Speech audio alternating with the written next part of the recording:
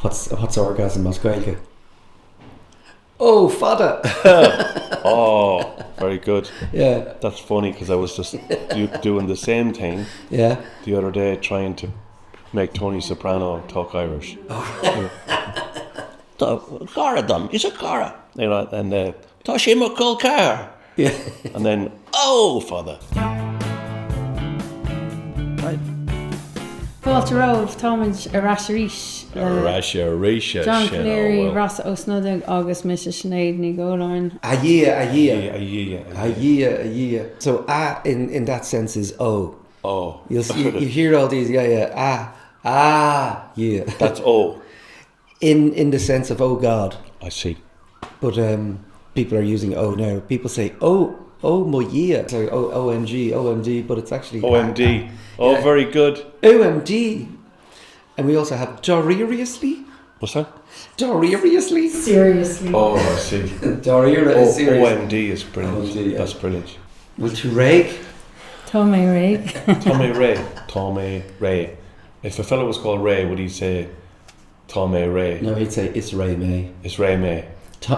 It's Ray May, Tommy Ray. It's Ray May, Tommy Ray. Yeah. Sounds like it's yo.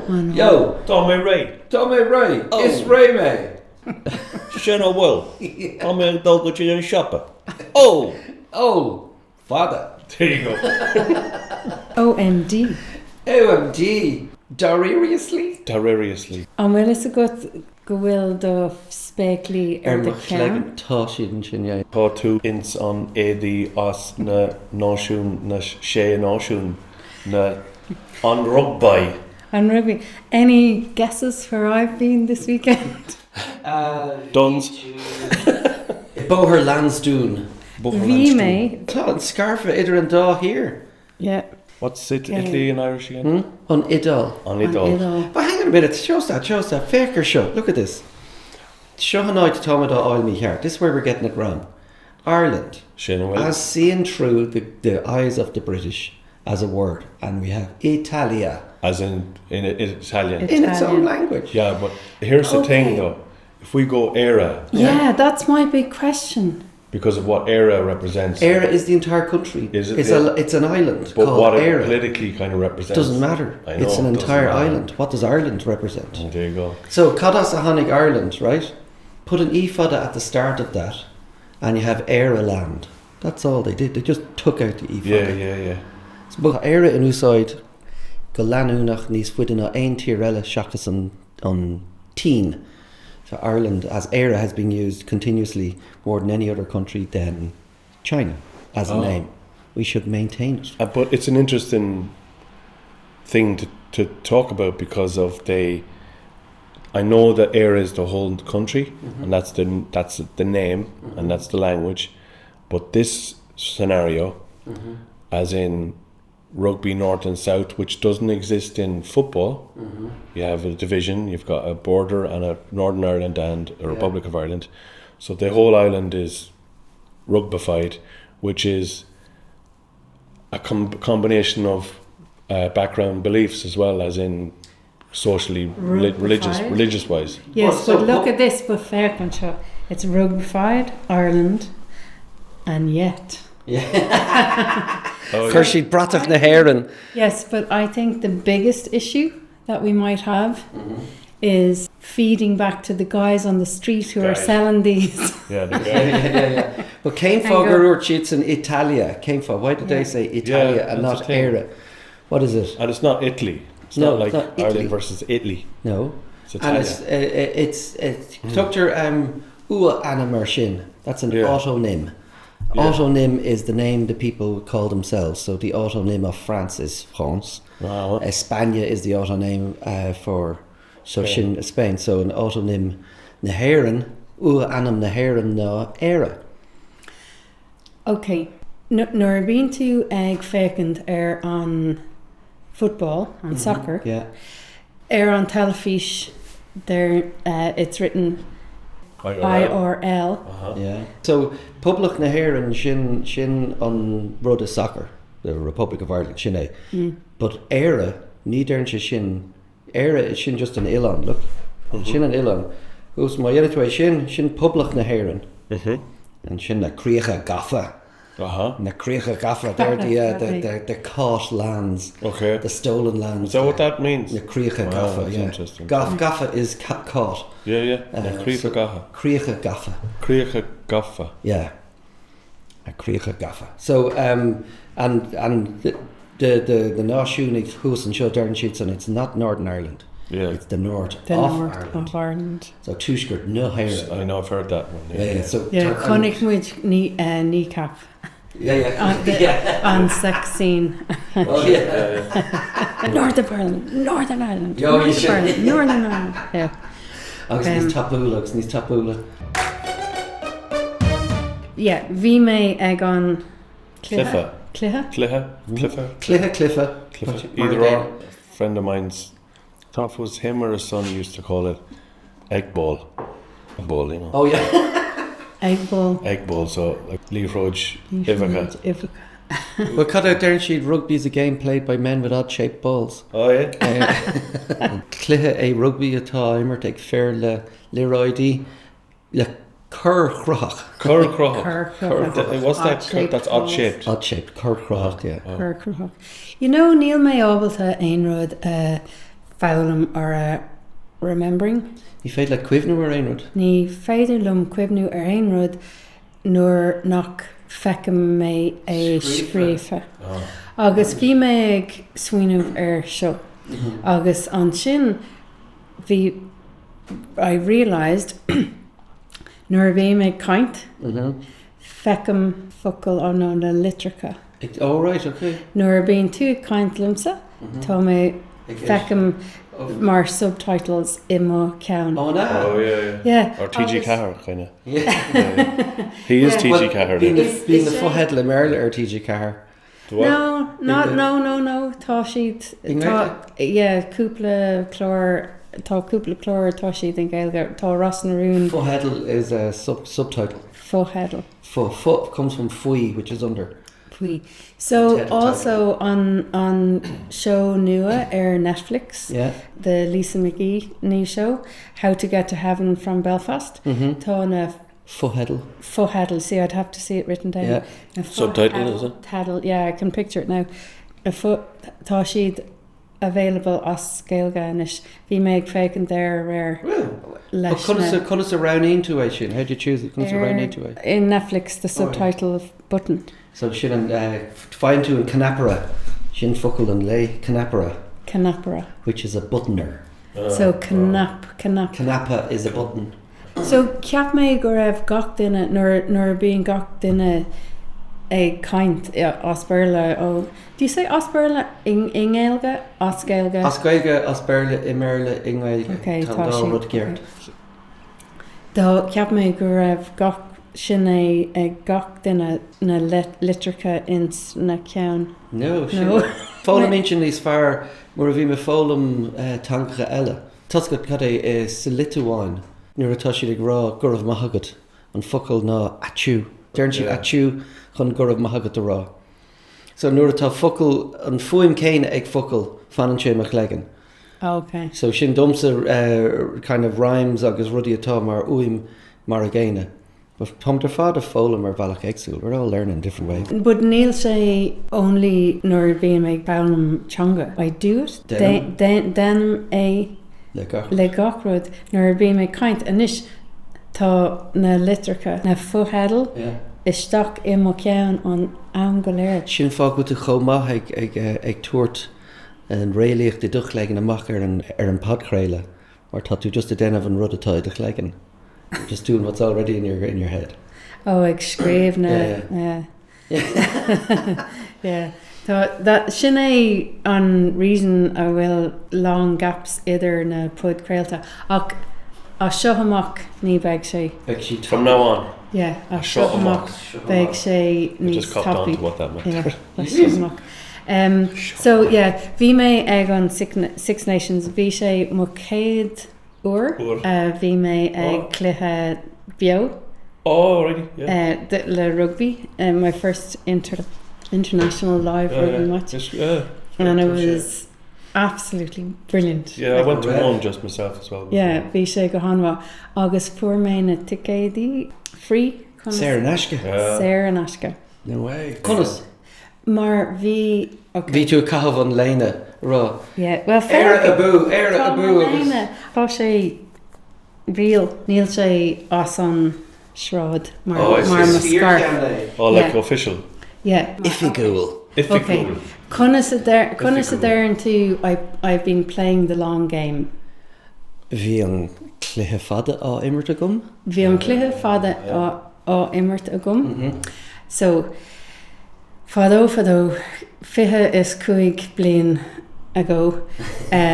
Hug me Turkish no, I had child. Bhí páiste agam. Hug me Turkish. Yeah. No, Turkish. If Turkish was pregnant, isn't it? Pregnant. So what you'd say, bhí mé turach. Bhí mé turach. Yeah. I was fruitful, bearing fruit. Was that what that means? Yeah, turach is a fruit. So turach would be very of the nature. Of the nature, isn't it? Yeah. Nature and Mother Nature. Who would have thunk it? Please continue, Masha. So bhí páiste agam agus I raised him and reared him agus 5 bliain ó hin. I sent him off to Dublin. Shiel tú ag a blach lia. Le bata agus bundle on his back agus. Bata agus Bart. Cúig sé go bailile clia chun obair le IRFU. Jeez, ceap me grift chun rud ag an eile rá. Yeah, same here. IRFU. Bhí mé ag fánacht donna ticéidí for 5 bliain tá sé ag obair ann. Sin an bruntnas ach as é a thugant as the stúm féin. As my stúm féin? To raise him kind of off your own bat, but lat féin, say a thugáil. A long game plan just to get a free ticket. I had to raise a child. I also had to send him to old school, to university as well. I suppose if you wait 25 years and pay for a university education, it's not really a free ticket, is it? Not really. Well, tá sé beidir go bhfuil sé níos cheaper than a rugby ticket. Probably they are expensive. Cé bhéidir ticket? Nílas chun mar bhí sé Sarah an asca dom. Maybe Céadish. I got given a freebie and it looked like it was 120 or something. Yeah. And it was down around right at the touchline. Oh well, sin óid má. Ceap mé go raibh mé leis le the VIPs ach bhí mé in leis dia. Oh, sna Up in the gods. Déithe.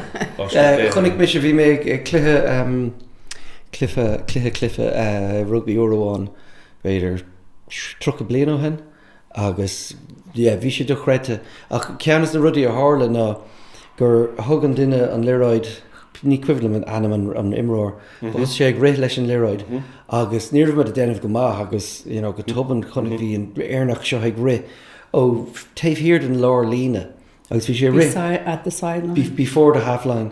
Thosaí sé ag ré agus ag ré agus thosaí an slúa ag béiciil agus bhí ba eolalas go raibh sé ag ar folún a raibh sé getalt. Thosaí an slúa ag béiciil, thos sé dul níos tapúla. Thug an slúa faoinmh breise. To give him a wind, but the crowd. Bhí sé bu an slúa, an crowd. Beúnar gur bhí mis sé cinnte go raibh sé ag getalt. Wow. Bhí sé dochreid mar chuid sé níos tapúla agus fuair sé an úd is a try. Dar leis an úd a áil agus bhí gachéine ionach sásta. Ní cuimhna mar bhuaimid, but bhuaimid leis sin, So the crowd literally carried him. Oh yeah. Like bhí sé dochreid mar thosaí sé ag ré, but dégan ná is ag tús an ratha. Sin áid a bhíonn tú níos tapúla at the very beginning, that's where your fastest is. But thosaí sé gaiirí níos tapúla. Okay. So bhí sé dochreid. Wonder who that was, probably. Yeah, God. Tro a bliain ó hen. My game plan wasn't that far. Cé bhí gimmert an lá fiara? Well, bhí a lán daoine gimmert, bhí sé an céadúir bhí ban ag ref men Six Nations. She's on Multor. Oh. So advisor is Multor, but it's also the referee. Right, or Multor, yeah. Okay, so Holly Davison, is she on ref? Nuair bhí mé ar an train, bhfuil mé le birch Bertar, agus bhí siad ag all cans agus bhí all go trom. All go trom. No, bhí gá cans each. Ag all go hatrum. Liam Muraku comes into this eventually. Trom agus hatrum. Yeah, bhí siad an a Granver agus bhí me ag caint faoin na ticéidí. So we were talking about the tickets. Cévé de bhí na ticéidí agus dúirt mé, well, for mé é mar tá mach ag obair an agus dúirt siad, cad a dhéanann sé. Agus dúirt mé, he feeds the team. One of them said, Jesus, I knew rugby was a privileged sport, but I didn't think they had young fellas up there like feeding the team. Bhí mé picturing like, you know, a young lad sitting on rugby players. Spoon oak. The squad are hungry. Bring in the boy. The guy is ravenous. So, cá raibh mit céhí gimmert? Ní raibh a lán daoine ag usual players ag gimmert bhí. Ní raibh Bundiakia, ní raibh Hugo Keenan, ní raibh Mac Imróir nua. Bhí a lán imróir nua agus óige. Agus bhí sé óga. Bhí sé an céad cap don Edwin a Dogbo. Sin an fear as Kirky tháinig a hisismóirí as an nígéireann, ha? Yeah. Agus hála cad a hála dó, siúd bhí daoine ag scríomh drorodí faoi. In San Slua or No. Lína bhí daoine ag scríomh drorodí agus bhuachan IRFU on Chunternet. On Chunternet, yeah. On Chunternet. Or Lena. Lena, on Tidderleen. Such a symbol, Grayson is a web, which means kind of a design kind of thing, Grayson.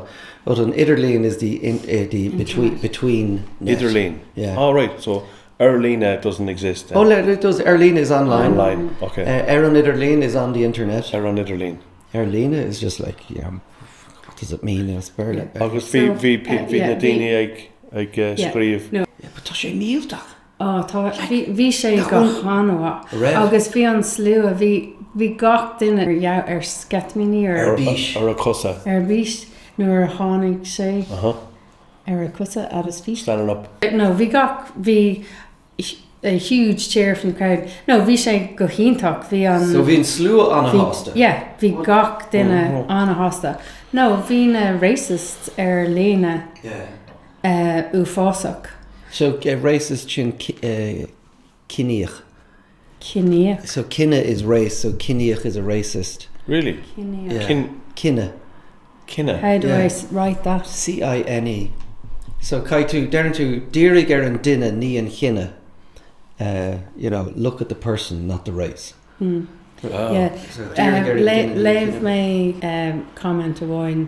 Niaka ein dach on except green on glass on pitch. Yeah. Oh, the only colour we saw that day was green. But don't care to come. Nach raibh daoine gurma ag immert son éire. Paul McGrath, like the best player we've ever had. You know, tá daoine gurma tar éis seasa bhar son na hÉireann agus an a gceansaí na hÉireann a chahabh agus tá tréis siad a chealúra. We're after celebrating them. What a way for that poor fella, like who had should have been the most amazing day of his life, and how to ruin it. But no, Sweeney gur seo near Beg sé go duna dó ach bhí an slua leis. Ar an slua ar lína is mar a d'irtu is Barcelona nó is Americana gid. Bíchan jowlacha. Yeah, agus tá siad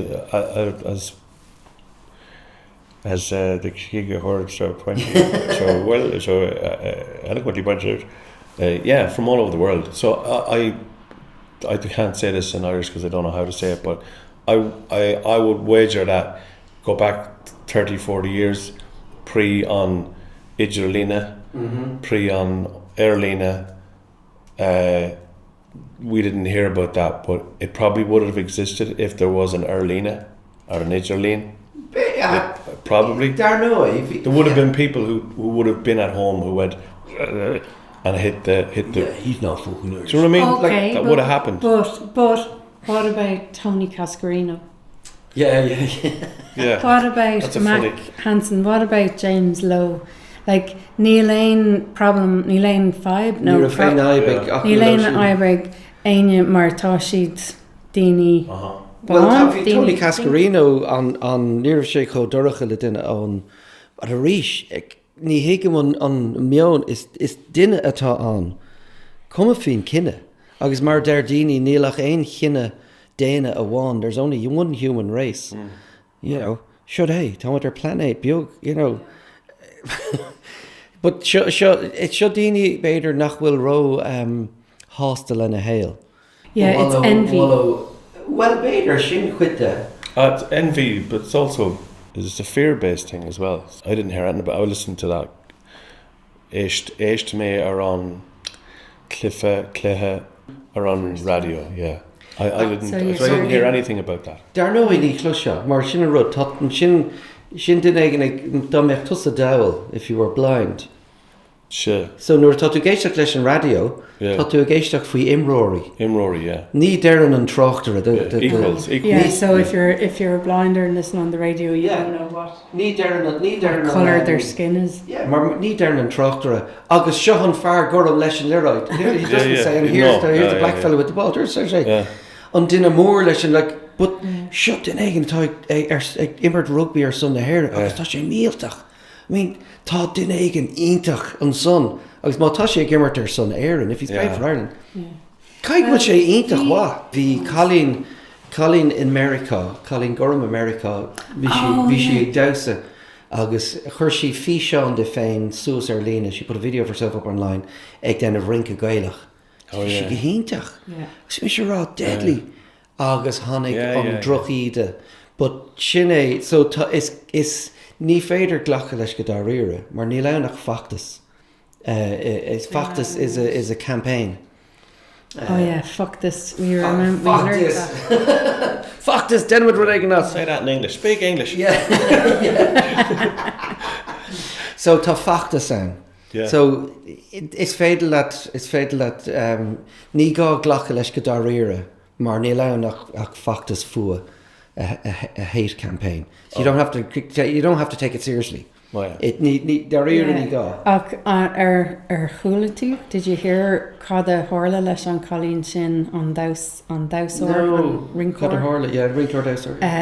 Hánig River Dance, August Hug River Dance. Hosted a place for her. So anish tá she on Cade Colleen Gurm le River Dance. Okay, Cain for Gurm. Mar tá Dove. Far Dove, sin an Far Dove is the devil. Jowl. Tá scéile an darban an budach an Chóta Lachna, which is the fella with the duck coat or something, but I'm probably wrong. Budach an Chóta Lachna, Hanig Aram as an Africa Gaheran.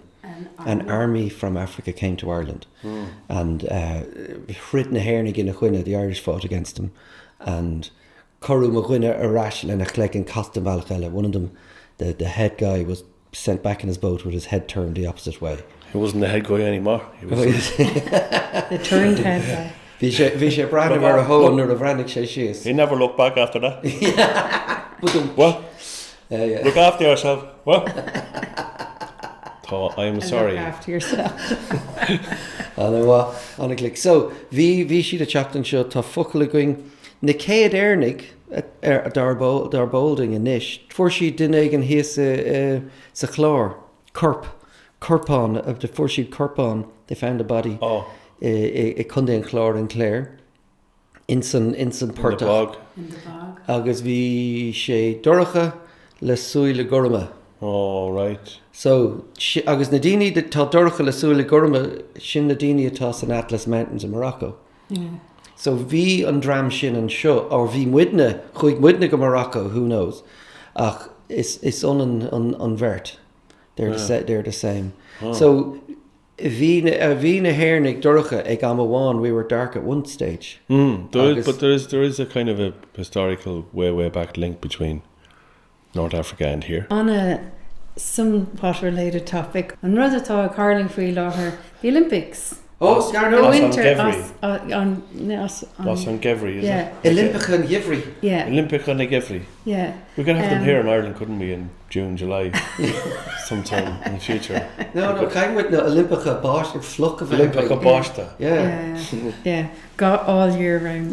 Agus Cada Horla in son. Kunnas a dirter, poking the stone. Oh, cool me for sure. For sure, there, Aaron Cluck. So poking the stone, in curling. Controversy in curling. Oh, yeah. All right. Cúpla Fern have been eliminated, mar Ishi Kershi the Ver Aaron Cluck. Go or Aaron Cluck. Well, so Terta on the rare Gareth Noon, right? Rescue and Bangal. Sean Cluck and Show. Tá cead got grime of Reher and Cluck, you can hold the Cluck all the way Gideon Lena. Ach, má hen sé haar an lína agus má tá a bhéir tá curtar amachchas an cluú. So you can push it to the line, if your finger is still on it. Yeah, so níl cead é sinna dhéanamh, níl cead a bhéir a legan in ígan lína. Agus dhéan in éigen é, agus bhí an picked around. Yeah. Agus bhí siad a gascaní ar a chéile. They were cursing at each other. Yeah, tá sé on a controversial ar fad. Agus coola tú interview le On far, is it? On Norway. On Irua, yeah. yeah. On far is Irua who bhui sé on Bowen. Yeah.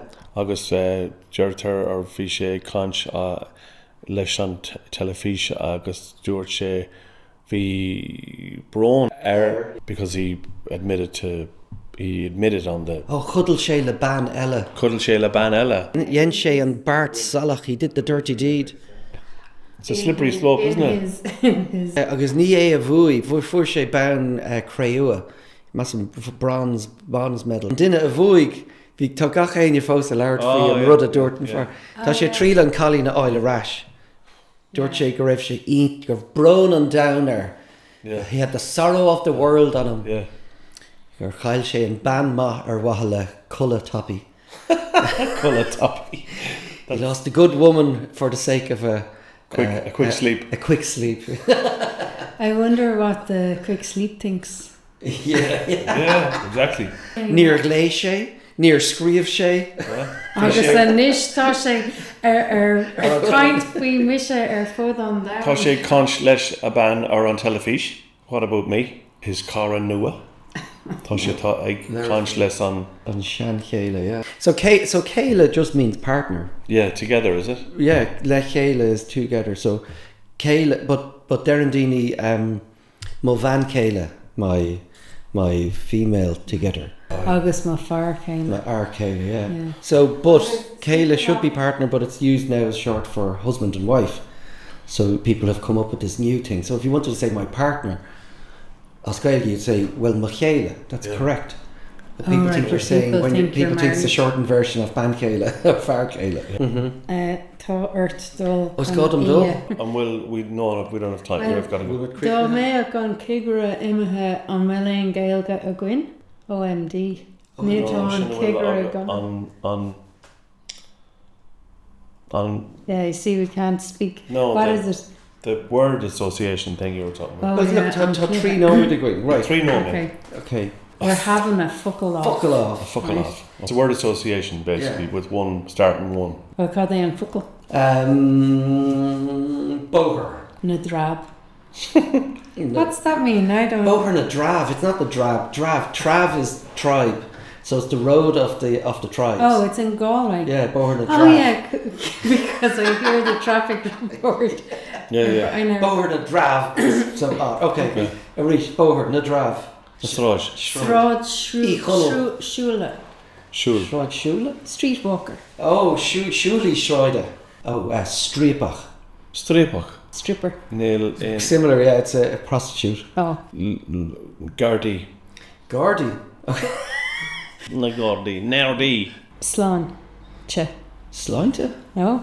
Safe? Oh, No. sláinte is health, yeah. I'm trying to think safety. Slán. Slán. Slán. Slán. Pionta. Pionta. Pionta. Ó pionta. Caint. Slán agus sláinte. Timpiste. Oh, right, okay. Umracha pionti. Too many pints. We're back to the boher. Yeah. Yeah. We make explain where the license. Ar de cheap. 20. Quinta agus pionta.